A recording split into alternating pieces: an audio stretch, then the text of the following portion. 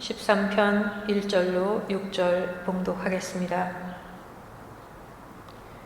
여호와여, 어느 때까지니까 나를 영원히 잊으시나이까? 주의 얼굴을 나에게서 어느 때까지 숨기시겠나이까? 나의 영혼이 번민하고 종일토록 마음에 근심하기를 어느 때까지 하오며 내 원수가 나를 치며 사랑하기를 어느 때까지 하리이까? 여호와 내 하나님이여, 나를 생각하사 응답하시고 나의 눈을 밝히소서. 두렵건대 내가 사망의 잠을 잘까 하오며 두렵건대 나의 원수가 이르기를 내가 그를 이겼다 할까 하오며 내가 흔들릴 때 나의 대적들이 기뻐할까 하나이다. 나는 오직 주의 사랑을 의지하여 싸우니 나의 마음은 주의 구원을 기뻐하리이다. 내가 여호와를 찬송하리니 이는 주께서 내게 은덕을 베푸심이로다. 아멘.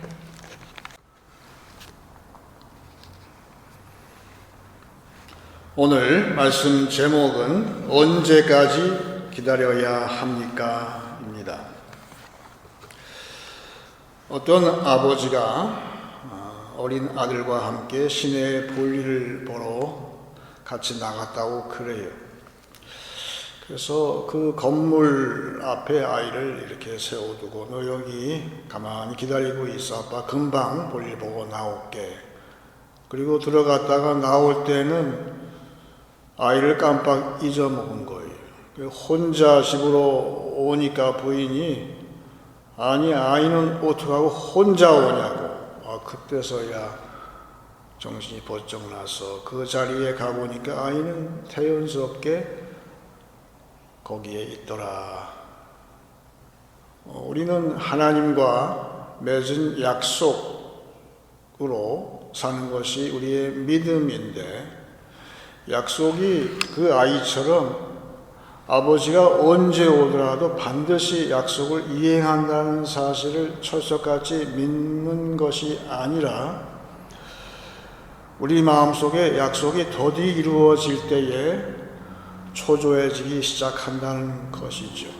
그래서 섣불리 내가 먼저 행동하려고 하는 그러한 것이 우리의 모습인데 유진 피터슨 목사님은 기도에 대해서 기도는 내가 하나님보다 먼저 행동하는 것을 의도적으로 억제하는 것이 기도라고 그랬어요.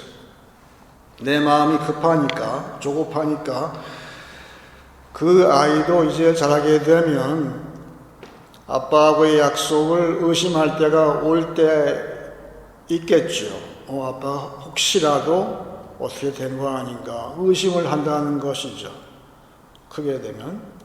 근데 우리는 그러한 우리의 모습을 이기는 것이 기도인데 기도는 의도적으로 내가 그 기다리는 것을 연습하는 것, 훈련하는 것, 기도는 결국은 기다리는 훈련이다. 그렇게 이야기를 하고 있어요. 그런데 오늘 제목 그대로 우리는 언제까지 이 약속을 기다려야 합니까? 하나님이 역사하실 때까지. 하나님은 내 생각은 지금인 것 같지만 하나님은 그게 아니라 모든 환경과 또한 타인과 이 모든 조건이 성숙했을 때 그때 하나님이 역사하시고 나한테 힘을 주어서 내 손과 발에 힘을 주어서 내가 일을 하게끔 참여하게끔 만드시는 하나님이신데 우리는 마음이 초조하기 때문에 그런 질문을 하게 되는 것이죠. 그 해양소설 작가였던 조셉 콘라드라는 분이 있는데 그분 소설, 단편 소설 가운데에 태풍이라는 그러한 단편 소설이 있어요. 오래전에 한 100년 전쯤에 당시에 일본군이 지배했던 남양군도에서 몇 년간 열심히 돈을 벌어서 이제 자기 나라에 돌아가서 한미천 잡아서 장사하려고 100명이 넘는 중국인 근로자들을 태운 배가 이제 본국으로 가고 있었어요. 그 배에 선장이 있는데 선장의 이름이 맥퀴라는 선장님이 있어요. 근데 이 배가 중간에 갈 때에는 날씨가 좋아서 야, 이번 항해는 참 쉽겠구나 생각했지만 점점 날씨가 험악해지더니만 급기야 태풍이 몰아쳤어요. 풍랑이, 집체 같은 풍랑이 몰아쳐서 배가 곧 곤두박질할 것처럼 그런 위기의 순간을 맞이하게 되었어요. 그런데 이 배에 부선장격인 1등 항해사가 너무 걱정이 되고 그러니까 선장님한테 제안을 하기를, 선장님, 이거 중국인 이 근로자들이 지금 막 정신이 하나도 없이 그러고 있는데 큰일 나겠습니다. 잠시만이라도 이 배를 파도가 치는 쪽에 그냥 맡겨서 그렇게 운행하면 어떨까요? 그랬더니만 이 맥퀴 선장이 점잖게 거부를 하죠. 그래서 그 와중에 이 중국인 근로자들이 돈을 모은 그 돈가방, 나무로 만든 돈가방이 있었는데 그걸 다 하나씩 차고 있는 거예요. 근데 배가 요동을 치고 그러니까 그 상자가 다 그 벽에 비쳐가지고 다 깨져서 그 안에 있던 동전들, 뭐 좋은 옷가지, 또 도자기 이런 것이 다 깨져가지고 막 바닥에 손실에 뒹구는 거예요. 그랬더니 서로 그냥 그 자기 동전 줍는다고 아우성을 씌워서 싸움박질이 나왔어요. 이 상황을 보고들은 이 선장은 그 부선장한테 명령을 하죠. 자네들 가서 강제적으로 저 중국 사람들 한켠으로 모은 다음에 바닥에 떨어져 있는 그 동전 자네들이 다 줍게. 선장의 명령이니까 그대로 했어요. 그 중국 사람들은 자기들을 백인들이 이제 내려오니까 자기들 죽이는 줄 알고 겁을 내고 한쪽으로 다 몰려간 사이에 바닥에 있는 동전을 다 손님이 다 주웠어요. 다 모은 다음에 선장이 그거를 그 근로자들 수대로 공평하게 나누라고 한 다음에 일일이 불러다가 선장실로 한 사람씩 불러다가 그 공평하게 나눈 그 돈을 중국 사람한테 다 나누어 주었어요. 그리고 나머지 이제 그래도 남는 돈이 있는 것은 그 사이에 싸우다가 부상 입은 그 사람들한테 나누어주게 만들었어요. 그래서 날씨가 좋아져가지고 다시 모두들 햇빛이 내리쪼이는 그러한 가판으로 다 올라가서 이제 여유 있게 있는데 그때에 이 선장이 모습을 다시 드러냈어요. 그랬더니 중국 사람들이 일제히 일어나서 아주 감사한 마음으로 목례를 했다고 그래요. 이 배는 드디어 목적지 항구에 들어가고 있었어요. 그때에 이 맥퀴 선장이 이 부선장한테 하는 말로 이 소설은 끝이 나는데, 이보게나 뱃머리를 바람이 가장 강하게 부는 쪽으로 돌려야만 그 위험을 벗어날 수 있다네. 그렇게 얘기를 했다는 것이죠. 같은 그 배를 타다가 만나는 모진 그 항해 위험을 직접 경험했던 사도 바울이 있는데, 사도 바울은 우리 인생을 항해로 비유한 것 같아요. 그러면서 성도가 당하는 이 모든 환난에 대해서 어떻게 극복을 해 나갈까에 대해서 고린도후서 1장 8절로 9절에서 이렇게 우리한테 이야기를 하고 있습니다.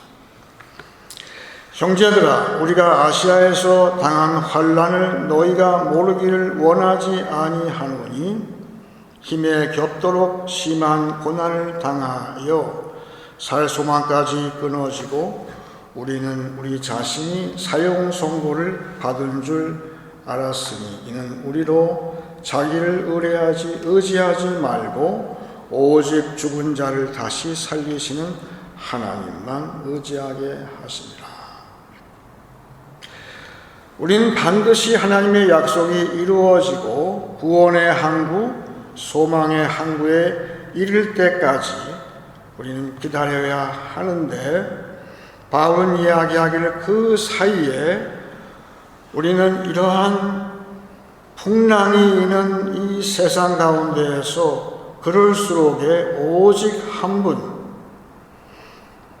이 배의 선장이 내가 아니고 예수님이 이 배의 선장이시고 그 선장의 말을 더욱 의지하고 경청해라, 그렇게 이야기를 하고 있어요. 지금 세상이 교회에 주는 그 풍랑이 보통 심한 게 아니죠. 이럴 때에 우리가 엄연히 명심해야 할 것은 이 교회와 가정의 선장은 내가 아니에요.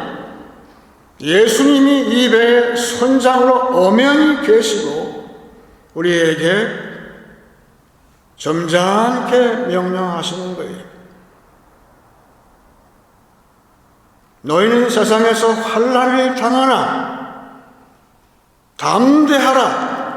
내가 세상을 이기었노라 하고 말씀하신 그 이 배의 선장 예수께서 지금도 우리 가정에 함께 하심으로 그 예수를 더욱 의지할 때에 언젠가는 이 배가 소망의 항구, 구원의 항구에 이를 것이다. 그 항구에 이를 때까지 우리는 기다려야 하는 것이죠. 내가 먼저 섣불리 행동했다가는 그 배가 과연 침몰할 수 있다는 사실을 우리는 명심해야 할 것이죠. 하나님을 기다리고 하나님과의 약속을 기다리는 우리 성도의 삶에 있어서 그 이야기를 했지만 마틴 루터처럼 그 인자하신 하나님을 기다렸던 사람도 없을 거예요. 이분은 평생 소원이 하나님이 자기한테 인자를 베풀기를 소망했지만 현실은 정반대로 아주 엄하고 무서운 하나님만, 모습만 발견할 수 있었어요. 이 숙제를 어떻게 해결할까 하다가 어느 날 자기가 몸담고 있는 그러한 그 교회의 그 첨탑 꼭대기 방에서 씨름하고 있는 동안에 로마서 3장 이후에 나오는 사도 바울의 말씀이 눈에 들어왔어요.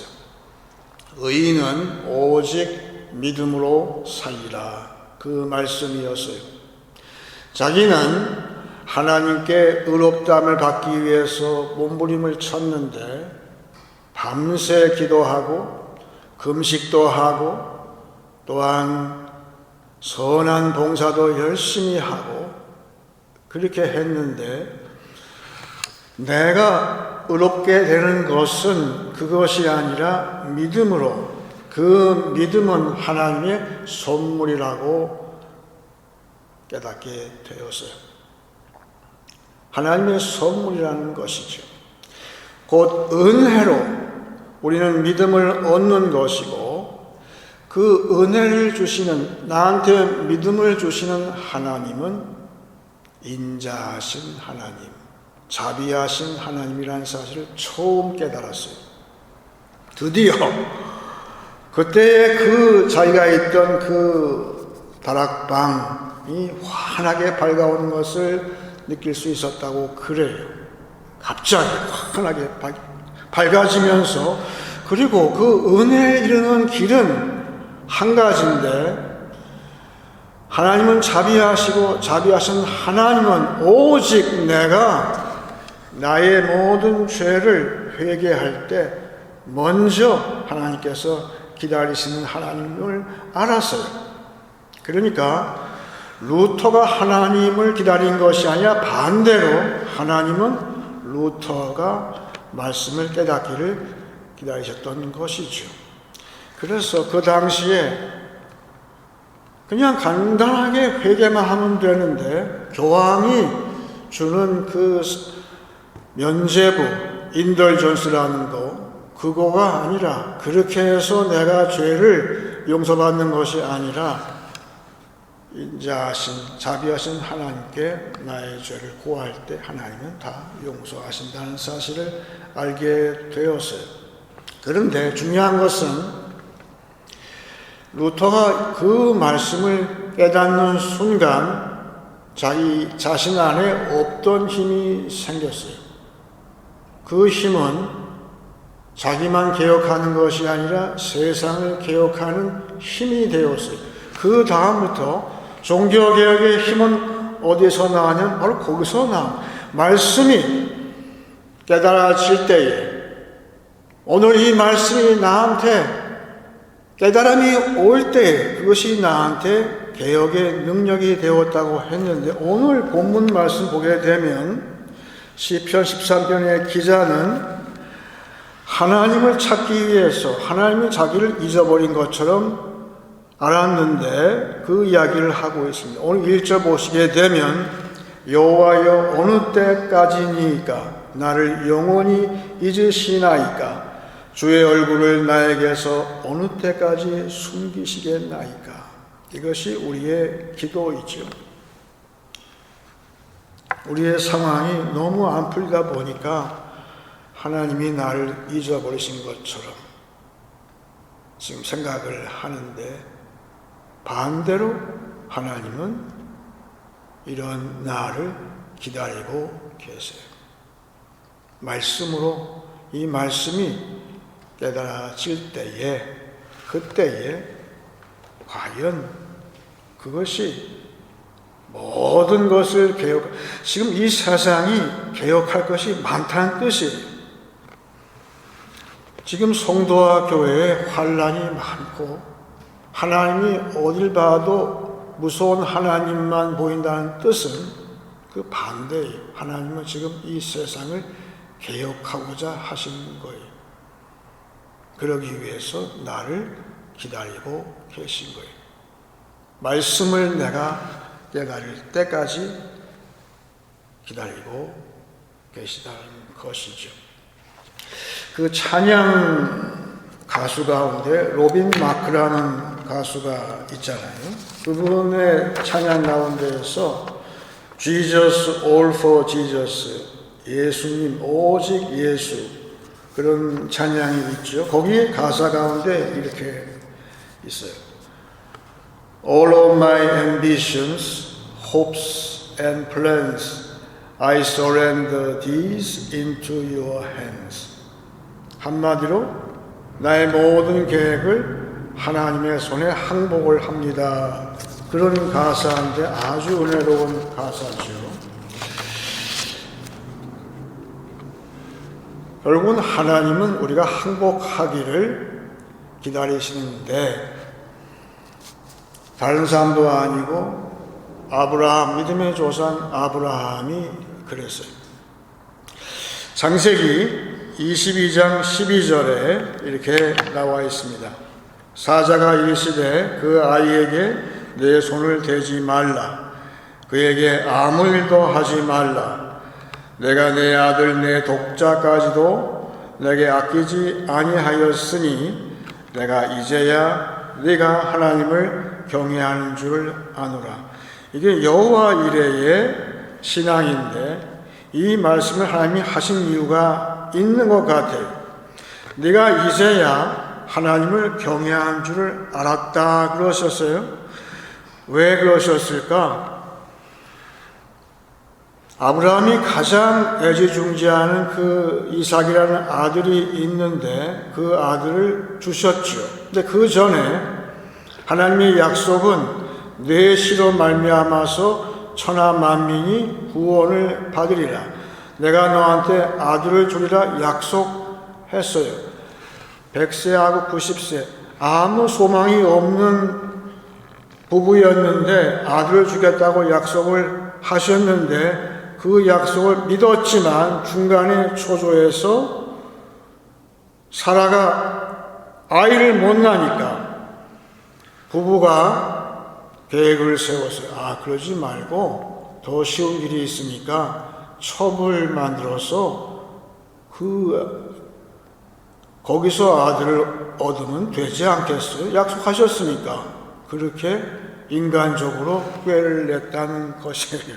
그러니까 오늘 이 본문은, 이 말씀은 결국은 전 처음에 지금까지는 아브라함이 그 부인 사라한테 말도 안 하고 몰래 새벽에 자식을 바치기 위해서 나온 걸로 제가 알았어요.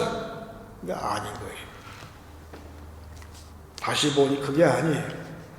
그 전에 나의 모든 야심과 나의 모든 기대치와 모든 계획, 이 모든 것이 있었지만 이제는 그 모든 거 다 버리겠습니다.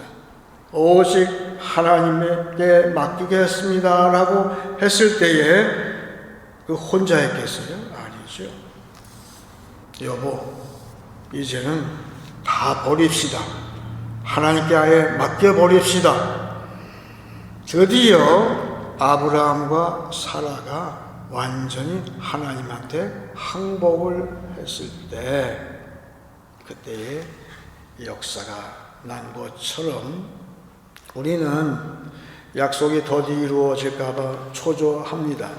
그래서 오늘 본문 말씀에도 2절 이하에 나오는데 나의 영혼이 번민하고 종일토록 마음에 근심하기를 어느 때까지 하오며 내 원수가 나를 치며 자랑하기를 어느 때까지 하리이까. 그렇죠.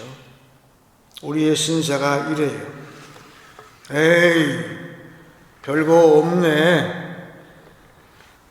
내 주변에서 사람들이 나를 치고 자랑을 한다는, 언제까지 이러한 수모를 당해야 됩니까? 그 사이에 그 위에 나온 것처럼 나의 영혼이 번민하고 마음에 근심한다고 했는데, 마음에 근심한다는 것이 내가 스스로 내 계획을 낸다는 뜻이 연결되어 있어요. 우리는 약속이 더디 이루어질 때에 내 계획을 내는데 아브라함은 철저하게 나중에 항복을 했을 때 오히려 그 아들을 죽음에서 다시 받았다 하는 것처럼 하나님은 역사하고 계세요. 언제? 내가 완전히 하나님께 항복할 때. 지금 내 주변에 발생하는 상황 잘 보세요. 하나님은 지금 뭘 요구하실까요? 나의 항복을 요구하시는 거예요. 여러분, 하나님께 항복하세요. 하나님은 그걸 기다리시는 거예요. 우리가 어릴 때 아이한테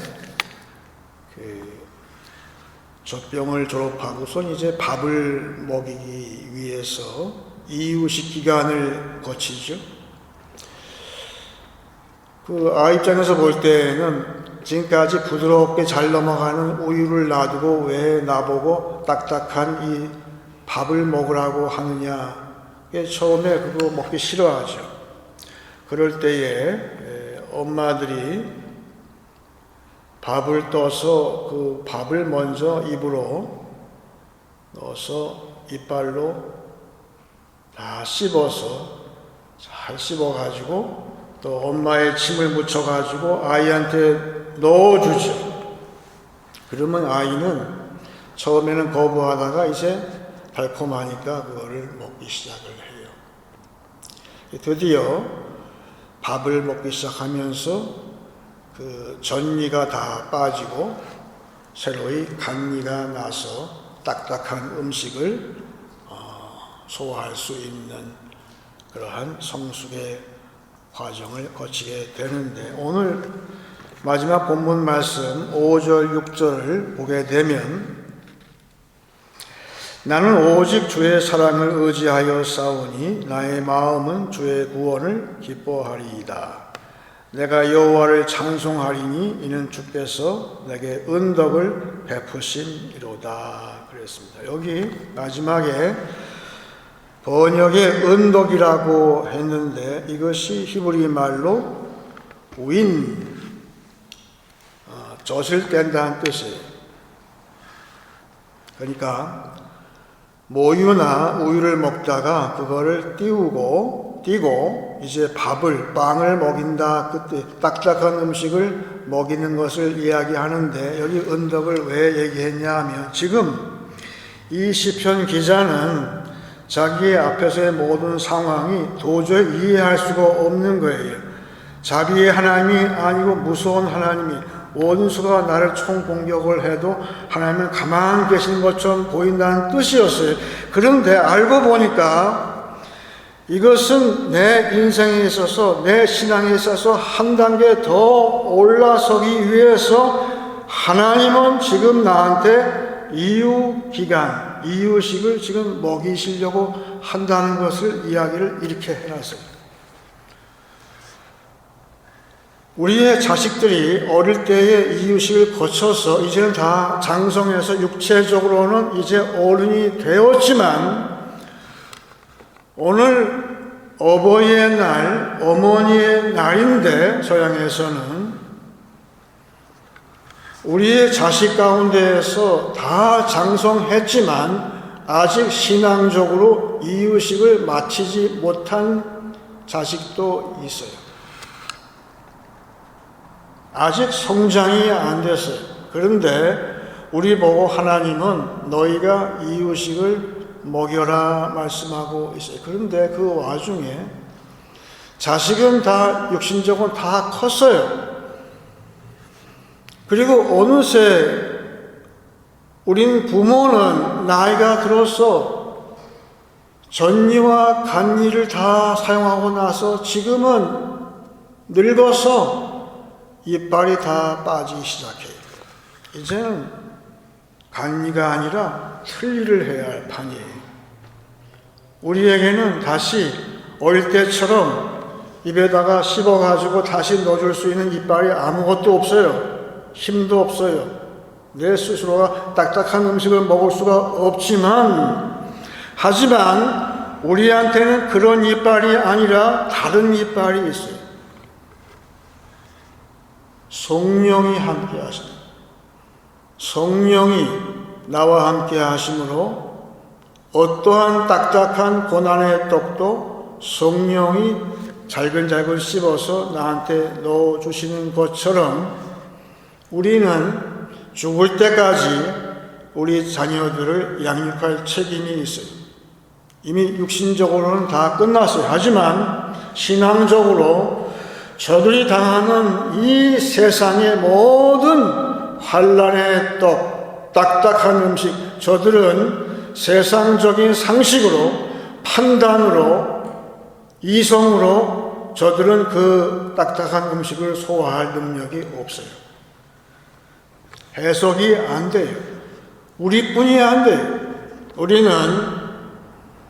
우리 자신은 성령이 함께 하시고 내 자신이 먼저 하나님을 기다리는 것처럼 문제는 우리 자식들이 내가 성령과 함께 내가 말씀을 붙잡고 기도에 전념하고 그래서 내가 하나님 앞에 기다리는 모든 환난 가운데에서 모든 어두운 상황 가운데서 내가 기다리는 하나님이 역사할 때까지 내가 기다리는 그 훈련을 내가 쌓는 것을 그 아이들이 보는 건 물론이고 내가 성령과 함께 할 때에 드디어 저들에게 넣어주는 말이 있어요.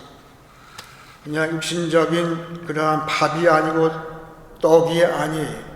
내 입에서 나오는 말이 드디어 성령이 함께 하심으로 레마가 된다. 내 입에서 나오는 말이. 즉 저들이 쉽게 받아먹을 수 있는 그러한 말을 부모로서 할 수 있도록. 여러분, 세상적인 말은 세고 세서요. 이 땅에 신앙의 부모들이 넣어줄 말은 성령이 함께하는 말, 말씀과 기도로 준비한 말, 그런 말을 넣어줄 때에 저들도 이윽고 그 이유식 음식을 먹고, 이제는 어릴 때에는 부모가 하늘처럼 돼서 부모의 말을 고지고대로 듣고 그 자리에 서 있었지만 이제는 안 돼요. 그건 기대할 수 없어요.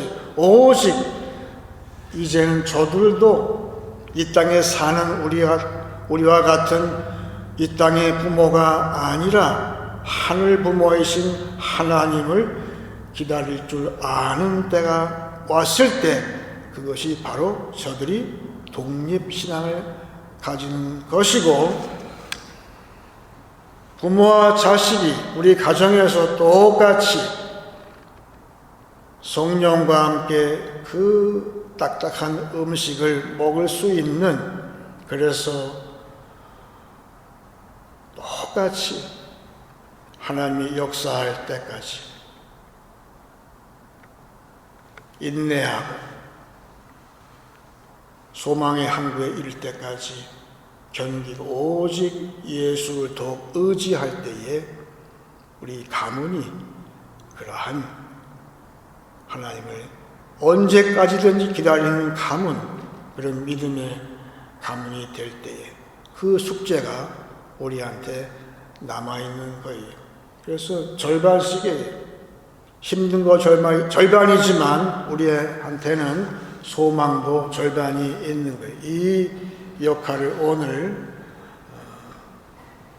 어머니 날, 또 어버이 주일을 통해서 우리가 다시 한번 하나님께 각오도 하고 또 감사도 할 수 있기를 바라는 것이죠.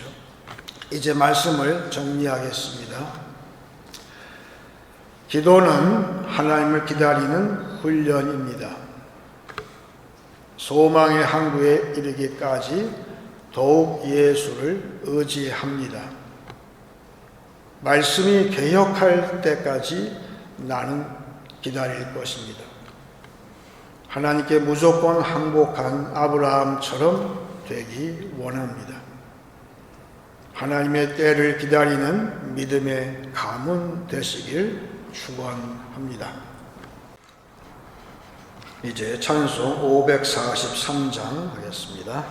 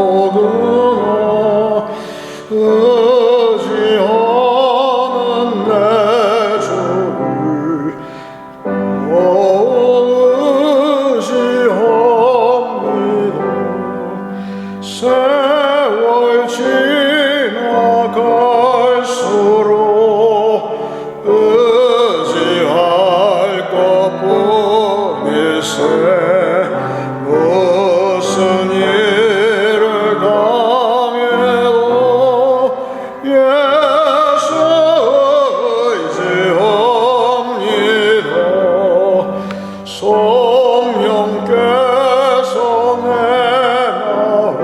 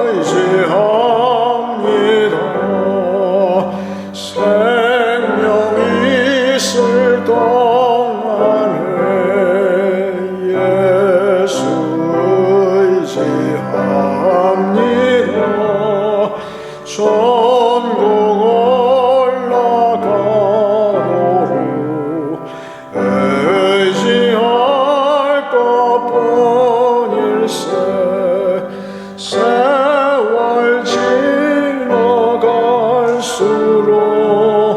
의지할 것뿐일세 무슨 일을 당해도 예수 의지합니다.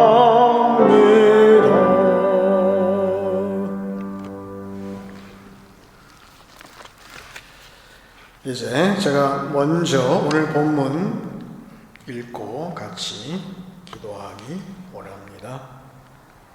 여호와여 어느 때까지니까 나를 영원히 잊으시나이까 주의 얼굴을 나에게서 어느 때까지 숨기시겠나이까 나의 영혼이 번민하고 종일토록 마음에 근심하기를 어느 때까지 하오며 내 원수가 나를 치며 자랑하기를 어느 때까지 하리이까 여호와 내 하나님이여 나를 생각하사 응답하시고 나의 눈을 밝히소서 두렵건대 내가 사망의 잠을 잘까 하오며 두렵건대 나의 원수가 이르기를 내가 그를 이겼다 할까 하오며 내가 흔들릴 때에 나의 대적들이 기뻐할까 하나이다.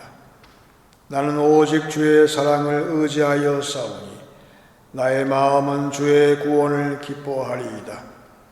내가 여호와를 찬송하리니 이는 주께서 내게 은덕을 베푸심이로다.